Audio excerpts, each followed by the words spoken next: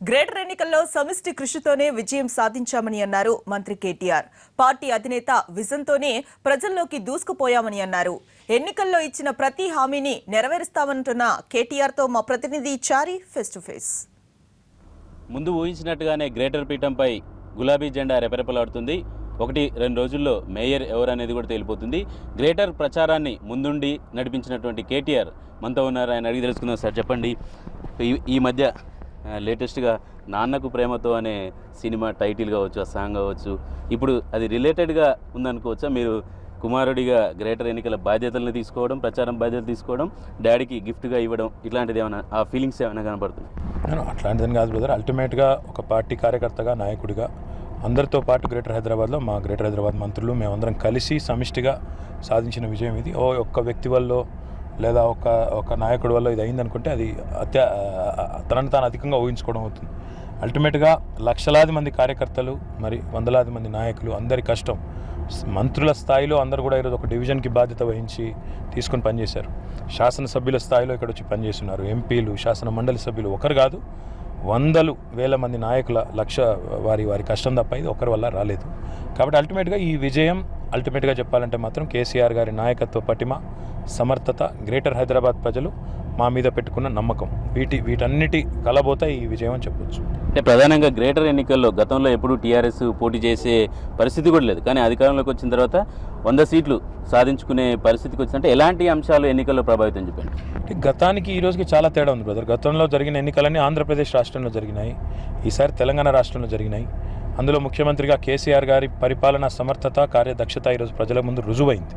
గతంలో ఆయన కేవలం ఉద్యమ నాయకుడిగా మాత్రమే తెలుసు. కాబట్టి ఈరోజు అన్ని రంగాల్లో, అభివృద్ధి సంక్షేమ రంగాల్లో, ముఖ్యంగా టీఆర్ఎస్ ప్రభుత్వం చేపట్టిన కార్యక్రమాలు, వాటి విజయం వల్ల ఈరోజు ప్రజల్లో ఒక అద్భుతమైన విశ్వాసం నెలకొని ఉంది. కేసీఆర్ గారు ఏదైనా చెబితే తప్పకుండా చేస్తారనే ఒక నమ్మకం, ఇవన్నిటి మరి ఫలితమే ఈరోజు మాకు వచ్చిన విజయం. అంటే ప్రధానంగా హైదరాబాద్ ఏ ప్రాంతం నుంచి చూడొచ్చు, 4 వైపులు కావచ్చు. అటు పాత బస్తీలో కూడా 33 డివిజన్లలో టీఆర్ఎస్ 2వ ప్లేస్లో ఉంది. ఎప్పుడు పాత బస్తీ ఏరియాలో వేరే పార్టీలు పోవాలంటేనే ఇబ్బంది, ఇప్పుడు ఈ స్థాయిలో ప్రజల నమ్మకం చేకూర్చుందంటే ఎట్లాంటి పరిణామాలు ఉండబోతున్నాయి? ఎట్లాంటి అల్టిమేట్గా మనం ప్రాంతాల వారీగా, కులాల వారీగా ప్రజల్ని చూడొచ్చు, కానీ ప్రజలు మాత్రం ఈరోజు ఒక నాయకుడిని, ఒక పార్టీని తామకు నచ్చితే అన్నిటికీ అతీతంగా చూస్తారనడానికి ఎన్నికనే గొప్ప ఉదాహరణ.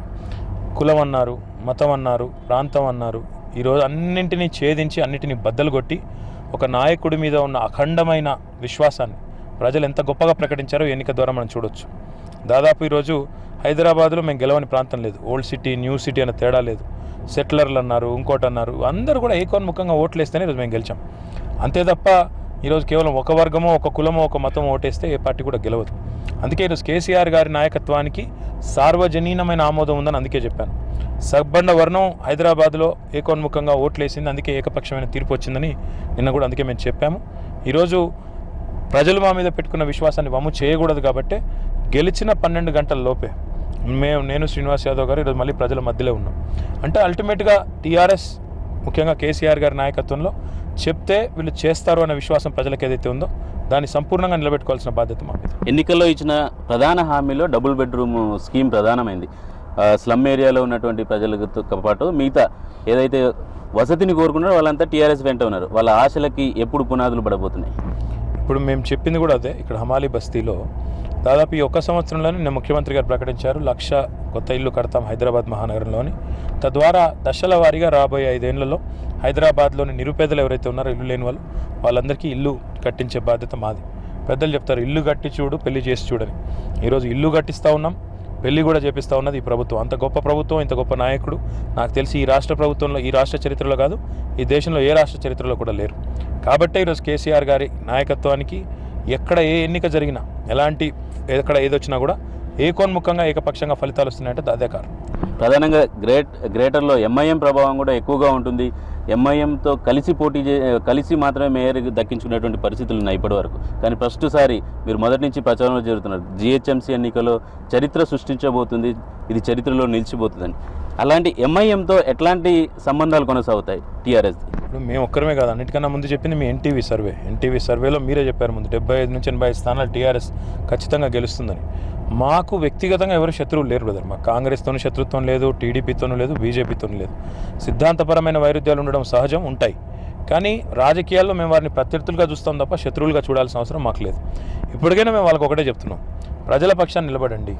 ప్రజల కోసం మంచి సూచనలు 4 చేస్తే స్వీకరించే సంస్కారం మాకుంది, ప్రభుత్వానికి ఉంది, కేసీఆర్ గారికి ఉంది. శాసనసభ వేదికగా కూడా ఎన్నోసార్లు మంచి సలహాలు వస్తే అభినందించిన మరి సంస్కారి కేసీఆర్ గారు. కాబట్టి అల్టిమేట్గా ఈరోజు ఇంకా కూడా కేవలం రాజకీయం కోసం మాట్లాడడం, పనికిమాలిన పసలేని విమర్శలు చేయడం కాకుండా నిర్మాణాత్మకమైన మాటలు చెప్పండి, ప్రజలు కూడా హర్షిస్తారు, మేము కూడా స్వాగతిస్తాం. మున్సిపల్ శాఖ కూడా డాడీ మీకు ఇవ్వాలని చెప్పేసి నిర్ణయం చేశారు. అయితే మున్సిపల్ గ్రేటర్ ఎన్నికల్లో ప్రచారం చేసినప్పుడు అన్ని సమస్యలు తెలుసుకున్నారు. ప్రజల సమస్యల్ని మీకు నేరుగా విన్నవించుకోవడానికి ఇలాంటి ప్రజా ఫిర్యాదుల విభాగం లాంటిది కావచ్చు, లేదంటే మిమ్మల్ని అప్రోచ్ అవ్వడానికి ఒక రోజు ఏదైనా వారంలో కేటాయించే అవకాశం ఉందా? ఆలోచించారు? అది చాలా ఆలోచనలు ఉన్నాయి బ్రదర్, కానీ ఇంకా నేను అధికారికంగా బాధ్యతలు స్వీకరించలేదు. స్వీకరించిన తర్వాత విపులంగా పెద్దలు కూడా చాలామంది ఉన్నారు. హైదరాబాద్ నగరాభివృద్ధిని కాంక్షించే పెద్దలు చాలామంది ఉన్నారు, నగర మంత్రులు ఉన్నారు, నగర శాసనసభ్యులు ఉన్నారు. అందరితో కలిసి ఏ రకంగా మనం చేస్తే హైదరాబాద్ నగరాన్ని నిజంగా కూడా మనం ఇచ్చిన ప్రతి వాగ్దానం నిలబెట్టడానికి ఆస్కారం ఉంటుంది, ఏ రకంగా మనం త్వరితగతిని కార్యక్రమాలు చేయవచ్చు, ఇవన్నీ ఆలోచనాత్మకంగా తొందరలోనే ఒక విపులంగా ఒక ప్రెస్ మీట్ పెట్టి మీ ద్వారా ప్రజలకు అందరికి కూడా తెలియజేస్తాను. తొందరలో బాధ్యతలు చేపట్టిన తర్వాత ఆ కార్యక్రమం చేస్తాను. అంటే ప్రధానంగా జిహెచ్ఎంసీ ఎన్నికల్లో టీఆర్ఎస్ ఇచ్చినటువంటి హామీలు చూస్తే 30 నుంచి 40 వేల కోట్ల వరకు నిధి అవసరం పడుతుంది. వచ్చే బడ్జెట్లో ఎలాంటి కేటాయింపు ఉంటుంది? కేటాయింపులు ఎట్లా, ఏ రేషియోలో చూడబోతుంది? టీఆర్ఎస్ ఇచ్చిన ప్రతి మాట బాధ్యతతో ఇచ్చిన మాట తప్ప బాధ్యతారాహిత్యంగా మేము ఏది చెప్పలేదు. ఇచ్చిన ప్రతి మాట నిలబెట్టుకునే సత్తా మాకుంది. ఇప్పటికే 7,600 కోట్ల రూపాయలతో 2 మంచినీటి రిజర్వాయర్లకు లోన్లు తెచ్చుకున్నాం. అదే రకంగా ఈరోజు ముఖ్యమంత్రి గారు 1,00,000 ఇండ్లు అని చెప్పారంటే ఆషామాషిగా చెప్పలేదు. దానికి ఒక ప్రణాళిక ఉంది, దానికి ఒక నేపథ్యం ఉంది. రోడ్లకు సంబంధించి ఇప్పటికే బ్రిక్స్ బ్యాంక్తో మనం సంప్రదింపులు చేస్తూ ఉన్నాం. బడ్జెట్లో కూడా తగిన మొత్తంలో కేటాయింపులు ఉంటాయి. మేము ఇచ్చిన మాట ప్రభుత్వంలో ఉన్నవారిగా బాధ్యతతోనే ఇచ్చాము. ఇచ్చిన ప్రతి మాట నిలబెట్టుకునే సత్తా మాకుంది, ఆ సమర్థత కూడా మాకుంది. అంటే ప్రధానంగా రాష్ట్ర ప్రభుత్వంలో కీలకమైనటువంటి శాఖలు అంటే పంచాయతీరాజ్, ఇటు మున్సిపల్ శాఖకు సంబంధించి, ఇది ఇంకా మీరు ఐటీ శాఖ కూడా చూస్తున్నారు. 3 శాఖలు, మేజర్ శాఖల్ని ఎట్లా కేటీఆర్ లీడ్ చేయబోతున్నారు? ప్రభుత్వంలో ప్రధానమైన శాఖలు, అప్రధానమైన శాఖలు అనేవి ఉండవు బ్రదర్. అన్ని శాఖలు ప్రధానమైనవే. అది మనం చేసే పనిని బట్టి ఉంటుంది.